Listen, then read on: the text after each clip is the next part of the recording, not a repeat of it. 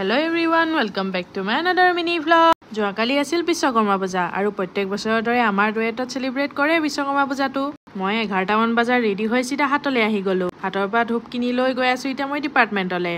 ডুৱেটৰ যোনখন ওয়াৰ্কশ্বপ আছে তাতে পাতা হয় এভৰিয়াৰ বিশ্বকৰ্মা পূজা। ভিতৰলৈ সোমাই দেখিলো ভিতৰত চোন বহুত বেছি ভিৰ। পূজা ইতিমধ্যে ষ্টাৰ্ট হৈছে বাৰু লাহেকে। অলপ টাইম ফেনৰ তলত বহোতে আমাৰ কাৰণে আহি গ'লে ৰিফ্ৰেছমেন্ট। মানে এইবাৰ বিশ্বকৰ্মা পূজা অলপ স্পেশাল লাগিছে। ৰিফ্ৰেছমেন্টটো এইবাৰ ধুনীয়াকৈ দিয়া হৈছে।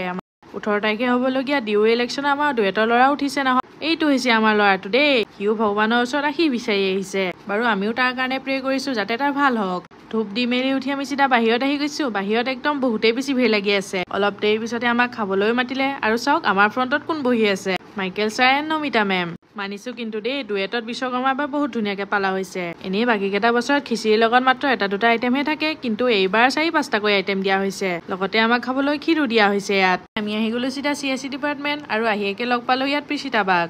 মানে ডুৱেটত পাতাৰ লগতে CSE ব্ৰাঞ্চতো বেলেগকৈ পতা হয় বিশ্বকৰ্মা পূজা এভৰি ইয়াৰ। তাকে ভাবিলো এপাক চাই আহোঁগে CSEটো কেনেকুৱা পাতিছে। ইয়াত আহি আমাক লগৰ কেইটামানে প্ৰসাদো খাবলৈ দিলে। বাৰু এতিয়া আৰু বিশ্বকৰ্মা পূজা শেষ হ'বলৈ হৈছে। প্ৰায় 3টা মান বজাত আমি হোষ্টেললৈ বুলি উভতিলো। আজিলৈ বাই বাই।